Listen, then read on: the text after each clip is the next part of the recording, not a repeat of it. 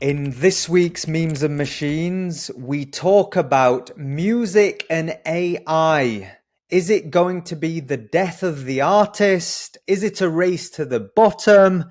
Are you either going to be broke or Beyonce? We unpick it all. We talk about creator tools. What is the future? Where do we see the industry going? And we conclude with our favorite AI business models. If we were to launch a business tomorrow, what lessons and what models would we use to help inform our decisions? Shutterstock, Envato, Artless, Storybox, all stock sites are dead unless they get their act together. Oh, you heard it here first. Will the next Rihanna or Drake be an anonymous AI musician? Or an adorable Pomeranian with an attitude. Yeah. That's what I say. Or a fluffy VTuber. Yeah. Sit back, grab a cold beverage from the fridge and relax because you're now locked in to the sounds of memes and machines.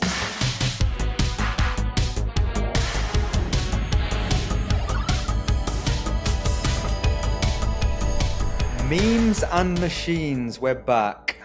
Gents, it's good to see your faces. Ben, what a tan. How was your trip? Thanks. It's all right, not too bad. Nice weather. Nice. Got rid of my pasty white skin. Well, you know what?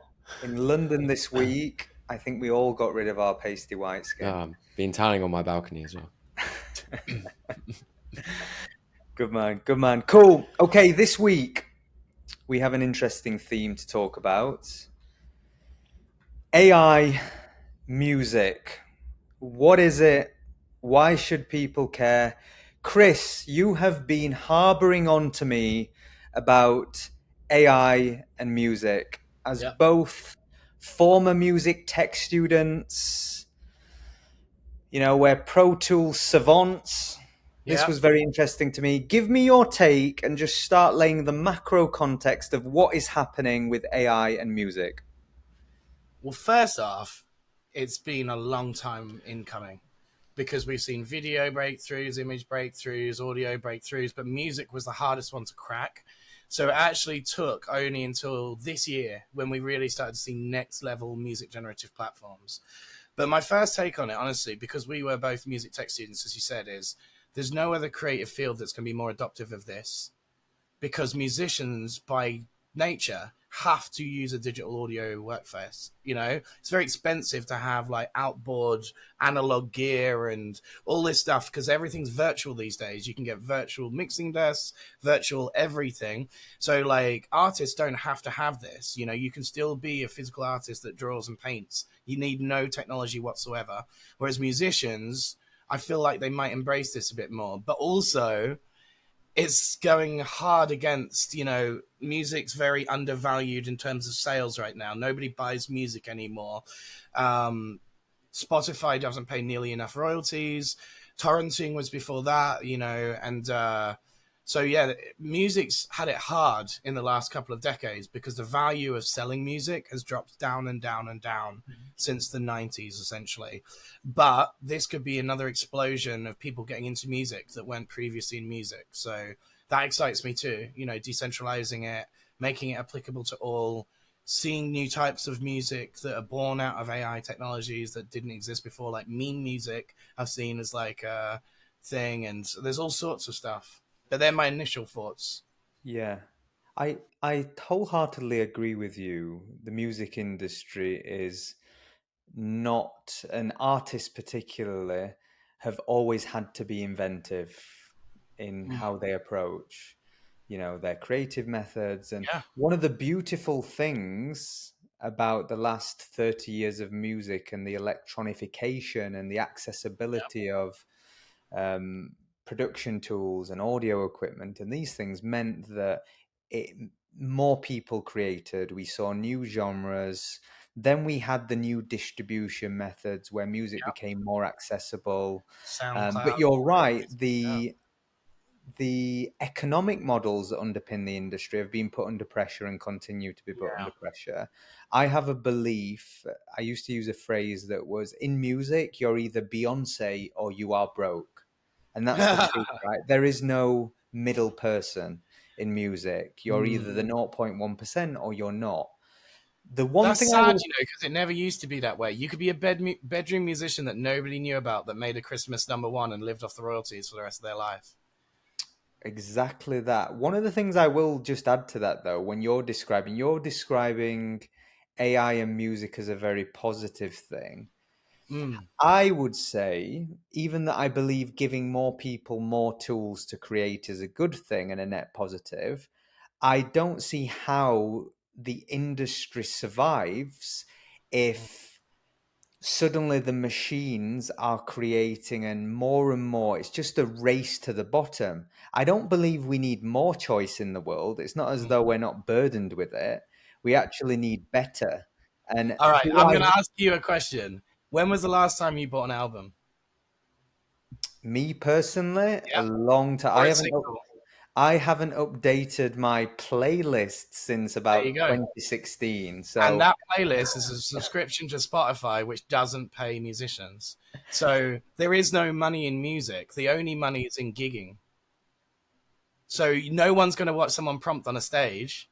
That's not what you turn up to. It's the event of the live experience of a musician. So that's where I'm saying, like, music's value across the board. Like, you cannot be a studio bedroom musician anymore and earn a decent living. You can't do it full time. It's barely non-existent. So AI is not going to damage that, in the sense that, like, there is no money to be made in music creation anymore. Like, there's no one buys albums or singles. It's literally Spotify, and Spotify divvy out royalties how they wish. They earn, like, billions of dollars, but the musicians don't earn anything. So, and I'll come across to you for your take, Ben, in a second. This is really a big, I suppose, one of the big narratives that underpins Web3.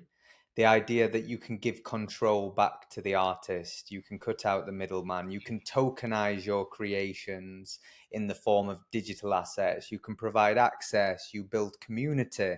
You don't need a million people to listen to you on Spotify to make a living for your craft. You need 100 people that love what you do.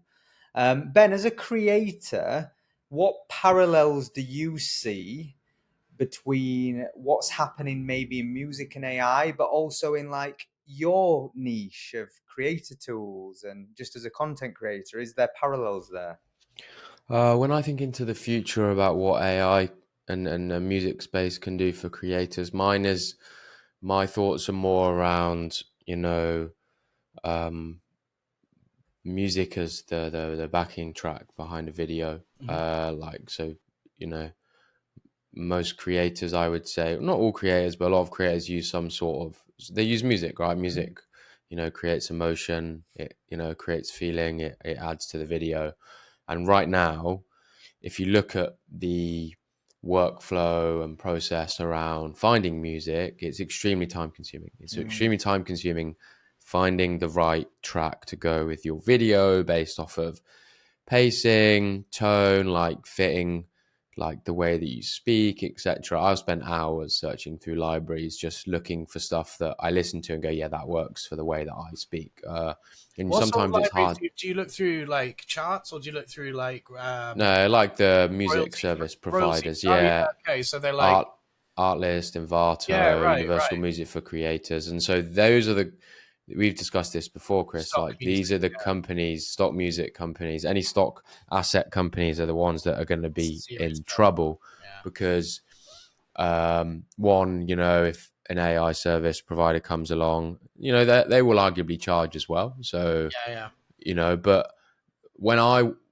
think about what I want, it's like I want to be able to find a track that is ideal for me, and I plug it into something, and it just creates lots of versions of it that are similar but different. Or Oh, if wow. I really think forward, it will be able to just match. It will just be able to figure out what track is perfect for my pacing, my tone, and that Man, based that's off so of smart. like a few things. So I don't have to go and search for stuff and go through it. It will just go, right, I've actually got 4 or 5 here's some data, like video data. Here are 10 videos. where I've selected tracks that I know work for my voice, and I want it to then learn from those and go and find and then just generate more that. And I can do that at scale. Because you use the 11 Labs video to sound effects, right? So you're talking about the music equivalent of that. I'm talking about the music, like the backing tracks, totally like the emotion. Like I want something, I usually use lo-fi hip hop in my short form. I use like emotional piano in my longer form. But I still have to go and find that, I can, even when I search for those things and they produce hundreds of results, there's only so many that really tick the boxes for me. And it's hard to know why they tick the boxes. I just listen to them and I know I'm like, yeah, okay, that works for me. It's really nice finding the right track. But it's really time consuming. I think AI is going to help people just generate versions of what's already fits for them. And yeah, then, that's where I see it. I think on that one, Ben, I'll give you a little anecdote. I used to work in radio, and we tend to think that music isn't formulaic. And one of the things that radio did in really basic code, when you would hear a playlist, they are curated based on the tempo, the rank, the tonality. They have a very crude formula that commercial radio uses to curate playlists. It's not a person saying, this is my favorite track. It's not a tastemaker or the DJ. For a long time, it's been an algorithm that decides what track comes next based on what people will want to hear and retain audience. So your idea is even that people may feel, I want to know your expression and your taste and your like your thoughts. What you're describing actually probably isn't that far from the truth of what happens today. But instead of curating an algorithm that curates, you're asking an algorithm to create something in real time based on like, you drop your video in, complete, all audio's overlaid, generate fill again, generate. Oh, I'm happy with that one. And then you become effectively the composer, right? The beauty, if even on a more technical level, the one thing, and this is for more advanced creators, is that I will usually chop up tracks like to basically mean that when a new section starts or when there's quite a shift in the track to new instruments, I will use that at the start of where I shift to a new section or I speak quicker. And sometimes that is also something that I have to look at with the track. I'm like, actually, my intro is 25 seconds, but the intro of this track is like 15 seconds. It starts before I want it to start. And you have to do a bit of rejigging in Premiere Pro. There's tools where you can extend it, but you still have to chop and you do manually. In a perfect world, my AI track would also pick those points where I go, this is where I want stuff to change here, here, here, here. And it would build the track around those points where it then changes. And that would save people a lot of time at the, I'm about to say we were only level. One step away from that. Udio literally does everything else that you just suggested. But it doesn't do that tempo matching to when a cutscene ends and when the beat should change and the swing. So actually, I know how you could do that with two tools though.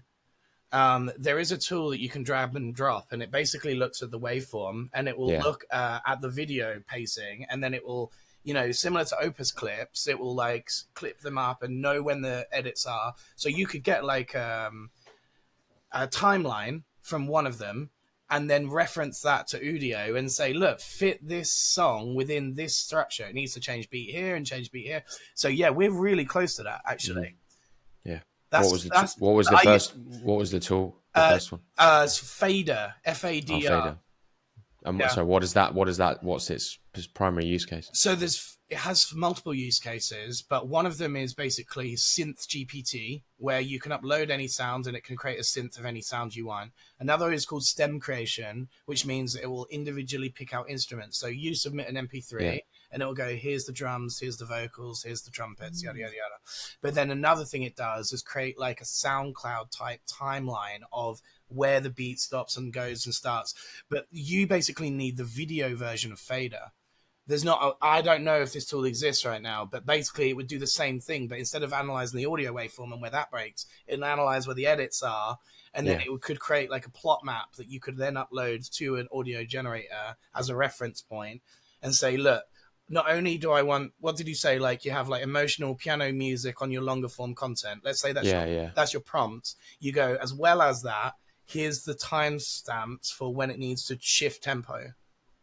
Yeah, because at the moment, I actually, on some of my longer videos that are plus 10 minutes, I layer like 3 or 4 different tracks. And then as I start new sections, I fade out one and fade another one in, and then just time them together. It's a bit technical question. Are you doing that mainly for YouTube because of the copyright issues? Because isn't TikTok got like really loads of popular stuff that you can? I thought that was but they're not long enough. The tracks aren't long enough. Oh yeah, they're only a minute or whatever. Yeah, I see. And actually, I find that I can drag them to the Premiere Pro has a music remix tool where you can just drag the end to the end and it basically does it for you. But then at the same time, you then just got this same monotonous like track section in the middle that's just the same. It's better to just. I found that when I wanted to just take one step up a level in terms of how I use music tracks, it's better to just mix multiple together to just change the dynamic of the video for new sections. But you nailed it. And going back to Yoli, like stock is the issue here. Like they're stuck, aren't they? Because you could have 10 billion songs and it doesn't matter. You're going to have to spend hours finding the right one versus prompting exactly what you want by saying those words. You're most likely going to get it in 3 or 4 goes, and it's going to save you tens of hours. So, well, these companies are going to have to build something themselves, or they're going to have to buy the tech. Yeah, I don't understand how they're going to survive. The stock image sites have already done it. They've acquired the generative AI sites, which is interesting. Even I saw yesterday, Leonardo AI was bought by Canva. Yeah, I saw that. Yeah, I saw that over the weekend. So that's going to happen for sure. I think as both of you are describing this, though, like 2 things came to mind for me. Number one, one of the big debates in marketing is around using royalty-free music. Think of how many companies veer from the kind of copyright and the permission-based usage into things they can't because they follow a trend.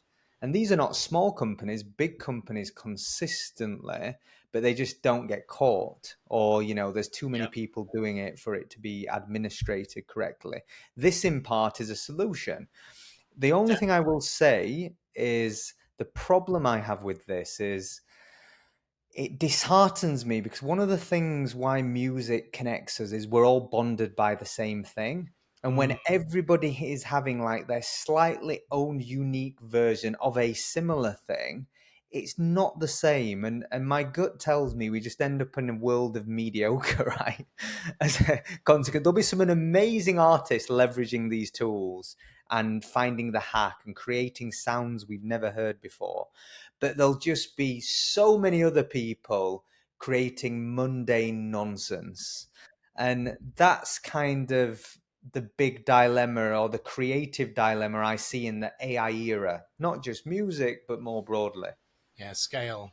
But the brands, the people with the personal brands will come out on top. I had a thought about this whilst I was on the bus the other day, because I know that the older generations are going to push back about how this isn't going to work. People just creating music, no emotional connection to the artist, But what they don't realize is the kids who are 5 to 13 years old are growing up in a digital era. And this is not necessarily a parallel, but VTubing has become a big thing in the last few years. So VTubing is where it's live streaming, but instead of somebody using, their face and themselves, they use a character which mimics their movements on stream. And VTubing is big. VTubing is big, and it's shown that people can connect with somebody who is not their true self and is actually a character with a voice. And I thought about that, and now thought about how that is going to translate to how music and AI are now going to be built, and this younger audience that like that stuff. And there are going to be, whether people like it or not, in 20 years' time, there are going to be absolute megastars that are virtual characters. Mm-hmm. They are going to be some of the biggest artists on the planet. One just played Because it the classically. kids, It's already happening. yes, this will happen because kids, I think, can have that emotional connection with an animated character that is exactly a person. It's a Japanese animated death metal band, a group of 3, and they are the main stage. I've seen that. Yeah. Like this is the birth. This is happening, whether people like it or not. And I just Do you know unsure. why I don't worry about this stuff? Because distribution is everything. 1 billion people on Earth could make music every single day, but no one's ever going to hear it. You know, like it doesn't. If you don't have a distribution presence of social media or something, whatever it may be, it doesn't matter that everyone's making music. In fact, it's actually probably better for society on a whole that we are practicing the creative art and expressing ourselves and doing that stuff. But it doesn't need to be for professional manners or to try and build a community or sell anything. Because, like I said, no one sells music anyway. So yeah. It still goes down to just the personal branding, whether the personal branding is a real personal branding is an animated character. Somebody could have the best voice in the world and then they only sing in their bedroom if they don't make any effort to go and market and distribute themselves. Totally. My favorite musicians of all time have all been animated characters, or they wear helmets, like Daft Punk, Deadmau5, Feed Me, all these guys. They are on stage a different persona. They are an animated character version of themselves. And actually, the reason I like that so much is everyone's there for the music. They're not into the person, and they don't care about what they say. It's just no, everyone's got the same collective feeling as we all dig this music. We don't need to know who makes it. It's like Bitcoin, right? Like everyone loves Bitcoin. Who invented it? No one knows. It doesn't mean like. I think personal brand gets too wrapped up with like brand. Like brands can operate separately and autonomously to personal brands. Like Deadmau5, the guy, his name is Joel Zimmerman, and he does that VTube stuff actually, Ben. He does like online like character versions of himself streaming, making music. But he also does, EDC and Tomorrowland and headlines all of those festivals as a character on stage. But then he'll do interviews where he's just himself. And he plays every character role he wants to within his sort of niche. It reminds me of this conversation a little. I was asked several years ago when the infancy, this is before generative AI, was asked about virtual influencers. And you start to see the emergence of caricatures, but it would require a full team to engineer and orchestrate a persona. Yeah. And you're effectively creating IP. Now it's much easier, right? And there's many more of them popping up all the time and being commercialized across many sectors, fashion through to porn, you name it. There's virtual influencers popping up. But one of the wisdom that was shared with me, I just went, you know what? I don't get it. And for like a year, while all this was happening, I would be asked about virtual influence. I go, I just don't get it. And either I'm getting too old and I just couldn't see its value proposition. And my friend said to me, he went, the reason virtual influence works is it is not bound by human limitations. And you think about like fiction and the extra. Yeah, you can go beyond the limitations of what we can do on this screen right now. And you can do this and take the imagination wherever you want it to go, in the same way why gaming is so, escapism is such a big industry. So it's really, I think it's really interesting to reframe your thinking around any of these creative endeavors. All these technologies are neutral. They're not good nor bad, right? But what you will say is they will have consequences, positive and negative. I think when we think of music and AI, the positive is we'll see way more artists create, and there'll be more choice and more genres, and creators will have more tools to bring their ideas to life. The counterbalance is we are just going to be flooded with more mediocre, and more things will be digitized. And actually, I think talent may diminish because you haven't done the hard work to get to the outcomes. The reason that makes a musician and an artist is the mastery and the path they've gone on to get to that point to be able to create. If I can conceptually have a clear view on what I want and press a button, it removes all the artistry out of the process. It doesn't mean the outcome. It can't. No. I can't agree with that. because otherwise then you're saying all AI artists have the same value and the same skill, and that's just can't be true. Just because you just said, AI is just another technology enabler. So there will be the top 1% of AI users in the same way there will be the top 1% of guitar players and top 1% of drum players. But the best doesn't always. So what you're doing is you're shifting the art. So, for example, it doesn't mean people won't have mastery of the tools that they use. For example, the most exceptional Pro Tools user in the world that knows every feature, every plugin possible, is not the best artist in the world. No, I agree with that. Not even close. And Yeah. what you're describing is the people with the strongest technical skills will win AI music. And that's not artistry, that's technician. It doesn't mean you can't create great things, but they're not the same. You haven't learned the skill. Like, that's where I think it comes down to definitions with all of this stuff. Yeah, It's like, absolutely. what do we define as an artist, right? Yeah, Is and it how the much outcome? you use it too. Like, imagine that you're a full-time guitarist and you just use AI for a feedback loop. And then you're the next Jimi Hendrix as a real guitarist, but just using AI for your plugins or something. That you don't need to be technical whatsoever in that case to be using AI in your music output. You just need to have had a great idea and AI answer it. It reminds me a bit like the pop era when you'd have like 90s auto-tune and That's suddenly exactly now... what I was going to... I talked to Ben in a WhatsApp. We started to make a timeline of these things. I was like, so first of all, I was told I wasn't a musician because I was a DJ. Second of all, I was told I'm not a musician because I use samples. Third of all, I was told I'm not a musician because I'm a Pro Tools activist. When am I actually a musician? It's like... definitions of musicality have been completely shifted in the age of digital recording. Like, all analog musicians would argue anyone using digital doesn't know analog, so you can go that far back, and like then vinyl jumped to CD, jumped to MP3, jumped to all of these digital formats, and people argue that's not music anymore. It's all too compressed, it's all too synthesized, it's all too auto-tuned. The same 4 chords are played in pop music over and over and over and over and over again. And actually, others in those industries would argue AI might break us out of that. We've become stuck in a rut of all these digital tools, and given 1 billion more people have access to hundreds of thousands of more tools, music might become more eclectic and fun again.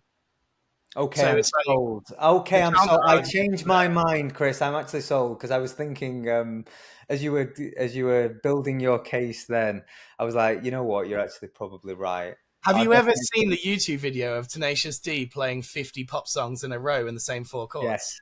Yes, that's all you need to know about what the state of pop music has become. Yeah, fair. But then you go, pop music is there because people like it, right? Yeah, And it's like, it's not for us. It's neither good nor bad. Like, it is what it is. Ben, from your perspective as a creator, what do you think? And let's segue out of music for a second. What do you think as you've started to, I suppose, permeate AI tools? What do you think is going to be the next big wave of innovation in your space? Like, or where's the white space to innovate? Knowing like there's new tools for automation, there's new tools for generative AI, there's new tools for video creation, there's new tools for music, and so on.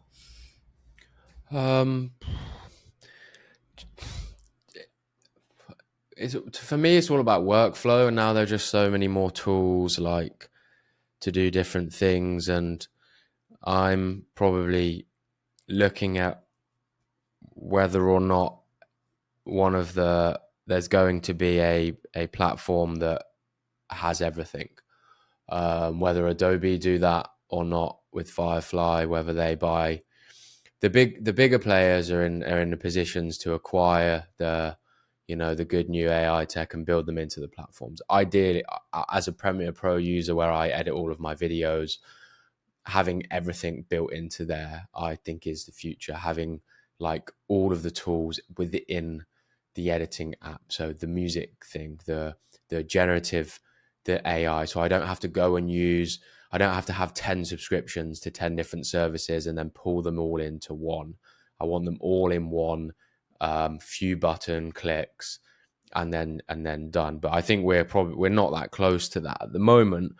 But like, because all the companies are just building things, by themselves. But I think the bigger companies are going to strive to do that, because then they'll win the race, and they'll acquire users. Because at the moment, you and I'm sure, Chris, you still have to. You're using the generative AI tools. You're using all of this stuff, but when you make your videos, you still have to import all of the files into Premiere Pro and actually do the video editing itself, which at the moment still creates that barrier between somebody that, I guess, coming onto the conversation of, well, just using a tool and then actually remixing it into an actual full video or a full thing.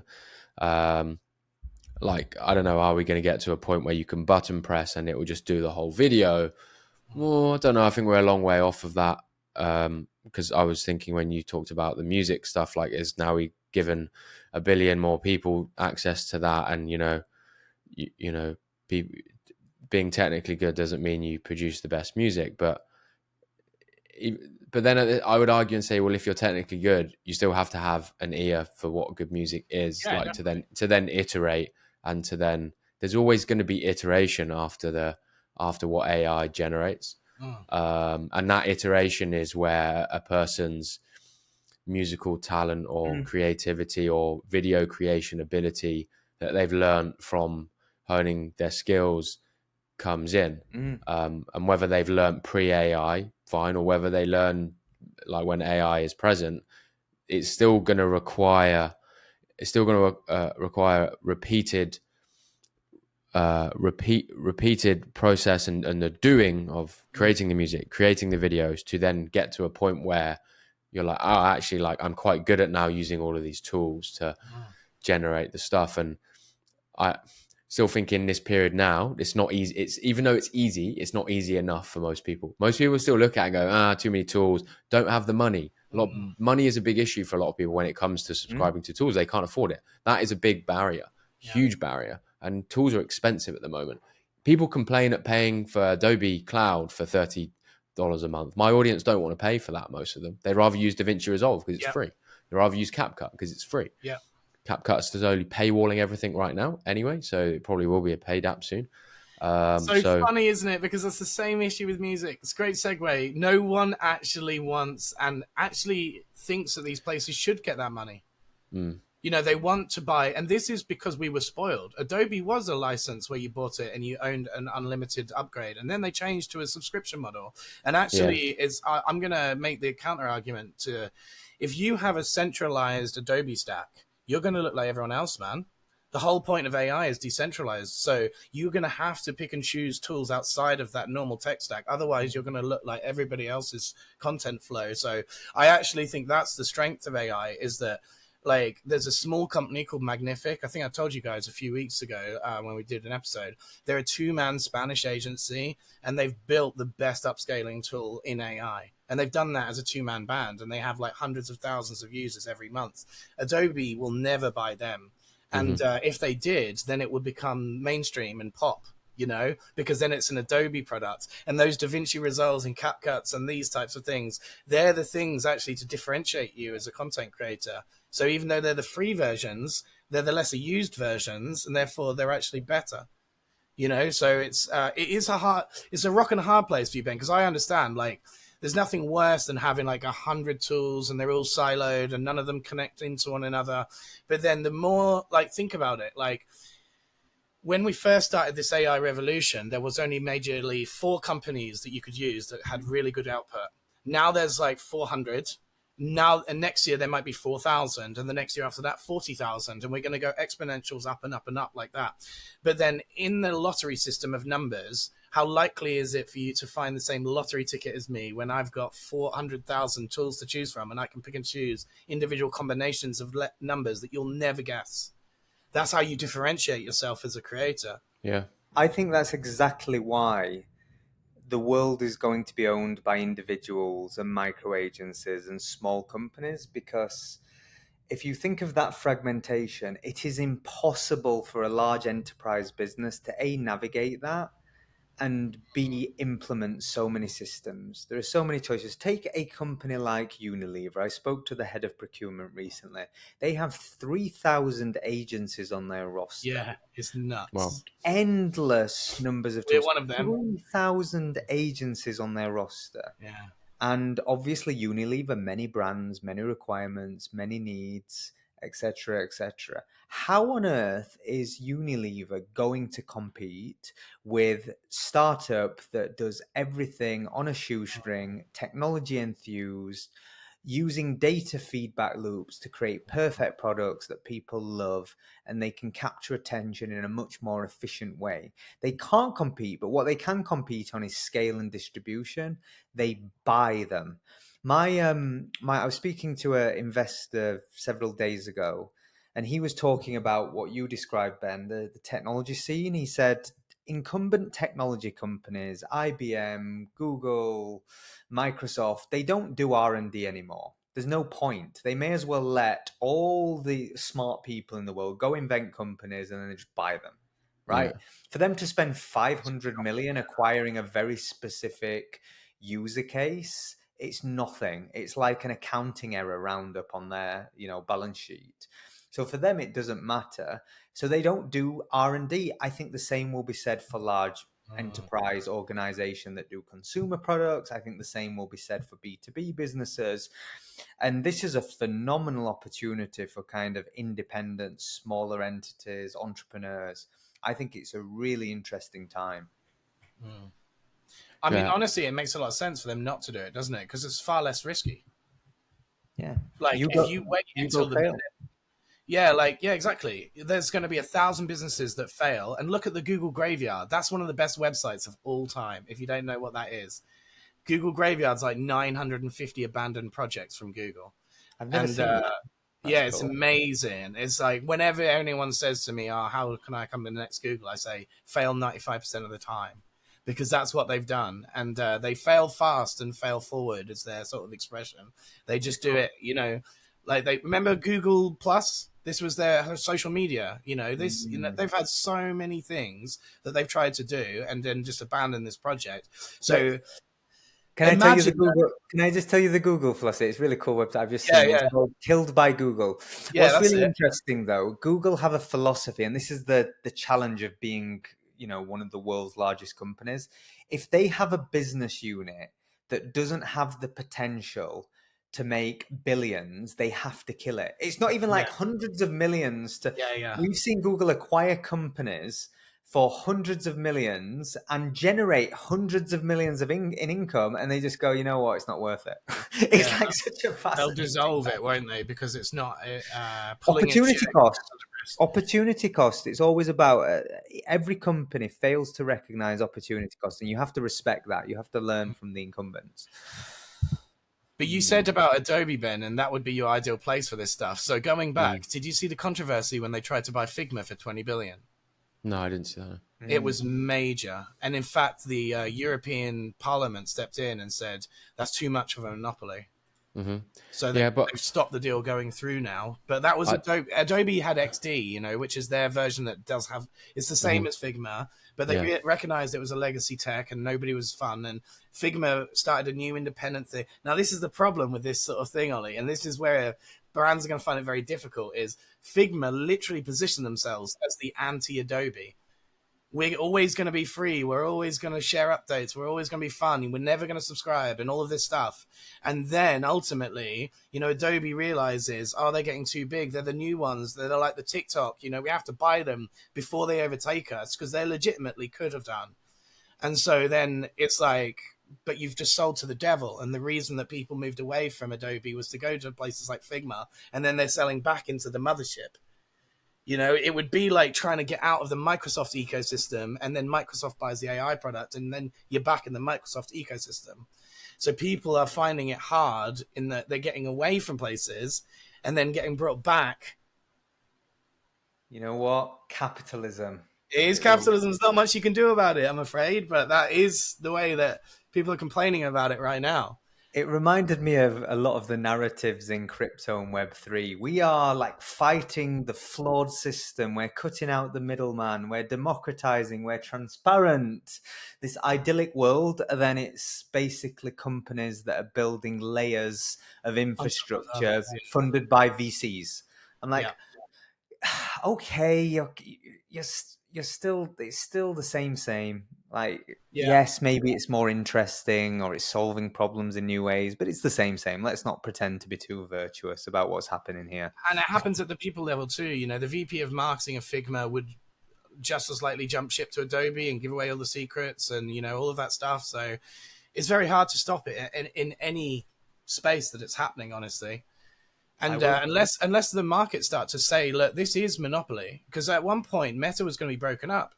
You know, they couldn't have Facebook and WhatsApp and Instagram and all these, like they were being told, no, you need to act as separate entities again. You can't have this monopoly share of social media and it's be seen as fair. But as of now, the courts aren't really pushing that yet. Yeah, it's difficult though, because what happens, it's the debate around AI governance, and you know, we should approach the field of AI with extreme caution, because it has the potential to displace billions of people in the workforce. It has the potential to do millions of amazing things, but it also has the potential to turn our, you know, armies into, you know, absolute clinical killing machines at scale. There's just so much potential, so we should govern it correctly. The problem is, if I am a company in the UK, I will be at a disadvantage if I over legislate. If I'm in the US, I can't over legislate because all the companies will move to Dubai or they will go somewhere else. So it's like, it's almost this, you can't fight the machine because companies, capitalism, corporations, the incentives will just move somewhere else. So it is very difficult to govern. It is very difficult to govern. Like a friend of mine in New York constantly reminds me, he's like, you know, GDPR is good for some stuff. I'm bombarded with advertisements everywhere I go to the point where I've become numb to them, is what he says to me. And that's like the idea of, if you allow pure innovation, you allow for pure advertising, you know, like you allow for an extraordinary amount of something to permeate into people's lives. And that has its negatives and its positives. But yeah, as of right now, we're seen as, I mean, name a top AI company in Europe. Name one. Perplexity. So I would class them as maybe just outside of the top 10. But like in terms of the top 10, they're all from the same square mile radius in San Francisco. It depends what you say. That's an issue. I would say like AMD for infrastructure. That's a British company, technically. Right. So the chips and stuff, like, yeah, we've always done well on that, actually. And like designing chips is Cambridge, where I'm from. Like that's the whole science park region there. They do the silicon chips and then do the manufacturing in like South Korea and places like that. And they make billions. But this is like a siloed 50-man company. It's not an open AI. It's not one of these giant, like, big AI companies. And it's because of that exact reason you mentioned, Ali, which is, no one wants to move here because they don't know how England will regulate or Europe will regulate. And by the way, the European EU Act came into place yesterday. Are you listening, Starmer? Are you tuning into Memes and Machines? We're solving the problems that you are confronted with in our declining economy. And by the way, gents, you know what? A funny, interesting topic now you say this. Both of you are very interested in AI. If you were going to start a business tomorrow, how would you go, an AI business, AI powered, AI service, how would you go about it? What are your considerations? And Ben, I'll start with you because I know you've thought about how you're going to leverage your audience, build platforms, tools, how you're going to give back to your community. I know there's a lot of these thoughts going around your mind. Yeah, I don't know. I think, would I build on it? I think we've discussed this before, is that the problem with building at the moment is that it's now become easier than ever to build something. Yeah. And then and now everybody, you know, when one thing pops up that somebody's built, another 10 pop up like 2 months later. And it's almost like I'm really apprehensive about building anything with somebody with just in thinking how proofed is this? Like can somebody just steal this and just build, next month with some open source tech that already exists? Like, how am I going to build something that nobody else can just easily replicate? And I don't know, that goes down to, I guess, potentially, unique understanding of my own audience and market and what they want, etc., and actually utilizing my audience to for distribution to grow and then to sell before anybody else can grow and then sell. And I guess, like, if you're, I get really concerned, I guess, for more the devs that don't have the distribution. They build something, they spend hours on it, and then somebody else just builds it and distributes quicker. And I think it goes back to the point of, having an audience at the moment is really, really, really powerful, because I think, as we discussed prior to the call, Ollie, like, devs are constantly building now, but they're struggling to get the distribution. And we said about how, influencers are now an important role there, because they can distribute really, really quickly, and it not cost the devs really any money if there's a partnership done there. And so for me, I'm not looking to think of an idea to build. I'm looking for somebody who's already building an idea that needs me for distribution. And I go, oh, I like that. That's a good idea. That will work for me and my audience. I can push some videos out and I can grow them to 10,000 users overnight. If the tool if it's really good, just product market fit. And that's what I'm looking for, going forward when it comes to starting, my own sort of business or SaaS product with AI integration. I think would you be as bothered if it wasn't your moat, though? Like, if an engineer came to you and said, look, I've got this really great idea, and you go, well, it would fit my audience, and I can, if it's a rev share opportunity or something like that, it wouldn't really matter if someone cloned him. I mean, obviously that would lose your income, but you didn't build it, like. Yeah, well, it's no loss to me. That's what I mean. Yeah, exactly. It's that's why it's a nice partnership where we both need each other, but I'm not the one having to spend hours building it. Yeah. I'll spend a few hours making videos, Yeah. I understand the moat idea, though. That does make sense. I'd approach it that way too, basically. Like, what is the thing whereby I can add some value here, whereby it's not easily clonable instantly? That's really what you have to think. But that's tricky, though. What isn't easily clonable? Because now everything seems clonable. Because honestly, I get bombarded with emails on a daily basis and a weekly basis from, like, new AI tools that think they've got the next best thing, and I'm you're like the 15th email that I've had on the same tool. Like, why have you built that? Like, what are you offering here that the other 14 tools are? Nothing. And what are you offering that Meta's not going to just give us in 2 weeks? That's the issue. Yeah. A couple of things here, but what I think is really wise about that mental model you're going through, Ben, is if we can all agree that building products and building technology is easier than ever. Yeah. What you have in an advantage over most people, and it's about leaning into your advantages, is you do something very specialized for a very clear audience that have very specific needs. You know the problems of your audience better than any developer, better than any product manager that's done their market research, because you're a practitioner. I always believe you should build from a place of strength, a unique domain authority.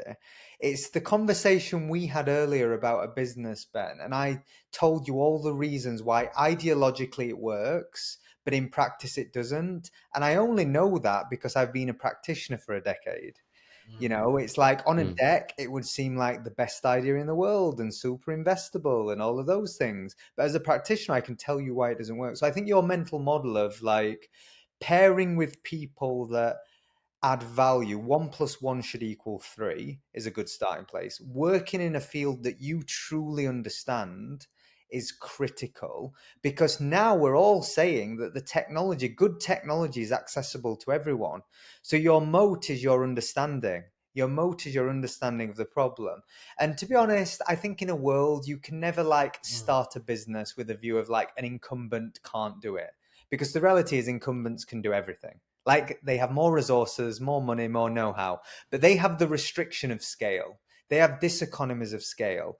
They won't solve your problem because your problem can't make them hundreds, if not billions of pounds, right? So, like, unless that's a problem you're solving, which I again think is a real opportunity. And then to your point, Chris, I think like your mental model, we've spoke about in the past. Give me a marketing view, because you've like really pioneered the micro agency, and you as a team and as a pairing and as a micro agency are able to do things that much greater, much larger resource teams aren't, because you've embraced technology in ways that others haven't. How do you think about like AI marketing businesses? That's a really good question. So, similarly to Ben, we built a social audience. So I asked them, which parts of the agency model would you be willing to sacrifice? Like comms, for example, like direct comms on a Slack channel. Like, would you be okay with having a ticket or something like that, and then being answered 48 hours later? And then if you didn't have that, for example, so what I say to them is, we're a lean machine, like we are two guys, no account managers, no nothing, no CEOs, no nothing. We are the people that do the work, and you're the people that you followed because you admired our work in terms of community building and social media. So then that's the way that we get away with not having a website for 2 years and still getting thousands of clients. Like there's so many ways, if you're savvy enough and you really use tech to your own advantage. The main thing I'd say with the micro agencies versus the traditional agencies is they all think they're too big to fail, and they lean on their legacy too much. And we treat ourselves like a client every day. So I'm, spending as much time on our stuff as I am on client stuff purposely. And no client could offer me enough money to take that away from us, because that's how we grow ourselves, and that means we don't need to spend money on advertising. We don't need a fancy website. We don't need any of these other things in order to close enterprise clients like Coke and Nike and Spotify. Everyone thinks that you need these things, but they're not true. So agencies that have done it the traditional way have always built these things because that's all they've ever known. That's all their competitors have ever done. And I'm very brutally honest when I approach prospects and say, look, we're going to be nothing like anyone else that's in this RFP. So RFP is like a referral for pitch process for people that don't know what that means. So treat us like that, like go, here's the 9 other agencies that all fit the same model, and here's the other option. And from the other option, what are the things that you'd like us to prioritize? Would you like faster turnaround on work? Would you like AI to enhance the work so that you got more deliverables? What is the purpose of you using us versus WPP, Ogilvy, one of these other big agencies? And I'm finding that a lot of them are saying very specific things. So similar, you just ask your audience, what do you want? What can I invent that can solve your problem? And the agile nature of us being able to do any of that is what they want. They don't want to have to fit the same, agency structure over and over again, because they've done that hundreds of times and done hundreds of agencies, and it's mostly failed. Hence, they've changed hundreds of agencies, so they're looking for new stuff. They're looking for new tactics. They just want to be, the hard part's the education, like getting them into the mindset that this is the new way and the lean way and how it's better and why it's better. Because otherwise, they're going, so who's my account manager? And I say, we don't have those. Yeah, I love that. I love the general framing and thought process you've gone through. The thing that stood out to me the most was asking what people don't want, the removal of noise, what can you live without exactly in the agency model that you just left? What was the bit that you paid for that you were like, a fucking waste of money?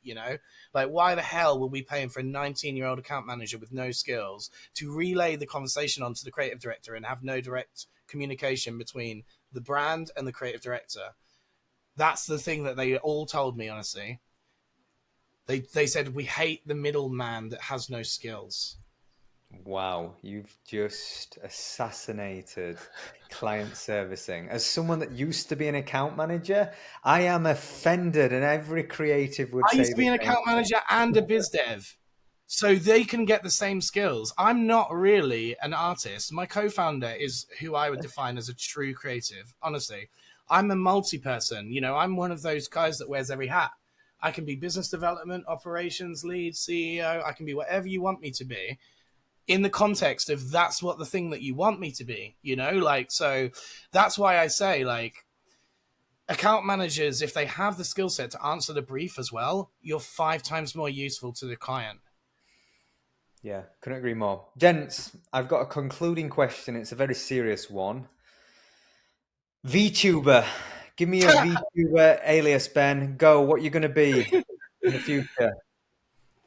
Alias, fuck. Or what character will you be? Like, you know, what do you think would appeal to the next generation of kids? I don't know. Something cool. I don't even know what cool is anymore. Yeah, exactly.